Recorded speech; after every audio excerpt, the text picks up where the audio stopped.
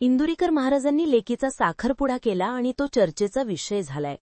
साखरपुड्यावर एवढा खर्च का केला? स्वतः इंदुरीकर महाराजांनीच सांगितलंय.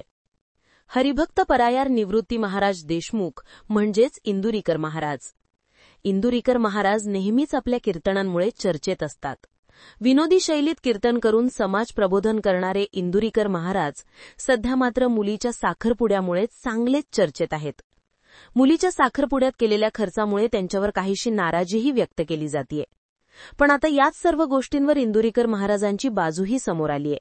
महाराज नेमकं काय म्हणालेत आणि हा सगळा विषय नेमका चर्चेत का आलाय, हेच सगळं या व्हिडिओतून जाणून घेऊयात.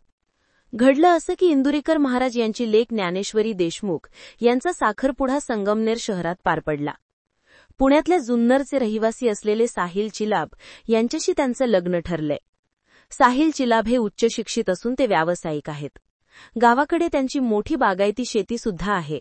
लग्न साधं केलं तरी मुलं होतात असे उपदेश देणारे इंदुरीकर महाराज आपल्याच मुलीचा साखरपुडा मात्र जोरात करतात.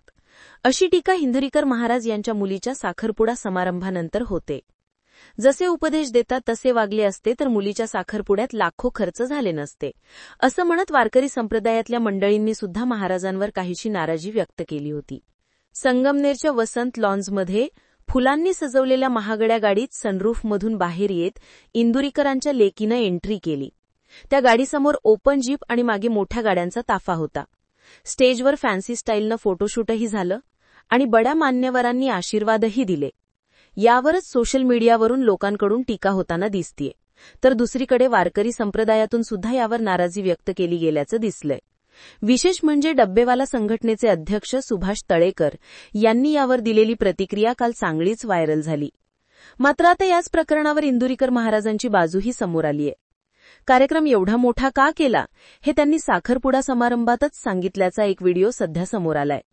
यामध्ये निवृत्ती महाराज इंदुरीकर नेमकं काय म्हणतायत ते जाणून घेऊयात. 20 वर्ष लोकांनी नावं ठेवली तेच सहन करतोय, पण आता इथून पुढे विशिष्ट व्यक्तींचा सत्कार करायचा नाही, असा बदल करायचा ठरवलाय. सत्कार करायचाच तर सगळ्यांचाच, नाहीतर एकाचाही नाही. एवढ्या मोठ्या पद्धतीनं साखरपुडा हा तुम्हाला दाखवण्यासाठी केलाय की आपण बदल करू शकतो. बदल करण्याची ताकद आपल्यामध्ये आहे. जेवण महाराष्ट्रीयन पद्धतीनं ठेवलंय. चायनीज वगैरे आपल्याकडे चालणार नाही. त्याच्यासाठी 8 दिवस वाट केला, पण जेवण महाराष्ट्रीयन ठेवलं. जेवण वाढणाऱ्यांचा ड्रेस हा वारकऱ्यांसारखा ठेवला. सगळ्यांना समान वागणूक आहे. सगळ्यात महत्वाचं म्हणजे कुणालाही खुर्ची नाहीये. फक्त ज्यांना आजार आहे त्यांनाच खुर्चीवर बसवलंय. वारकरी संप्रदायानं जगाला एकात्मता आणि संघटन कौशल्य शिकवलंय. कुणाला कमी पाहिलं नाहीये, कुणाची स्तुती केली नाहीये, कुणाची निंदाही केलेली नाहीये. मी शेतकऱ्याचा मुलगा आहे, लोकांच्या आशीर्वादानं इथपर्यंत आलोय, असं स्पष्टीकरण इंदुरीकर महाराजांनी दिलंय. एकूणच त्यांच्या या भूमिकेतून त्यांनी केलेला बदल हा लोकांपर्यंत पोहोचवण्यासाठीच त्यांनी हा कार्यक्रम मोठ्या पद्धतीनं केला असं त्यांचं म्हणणं असल्याचं दिसतंय.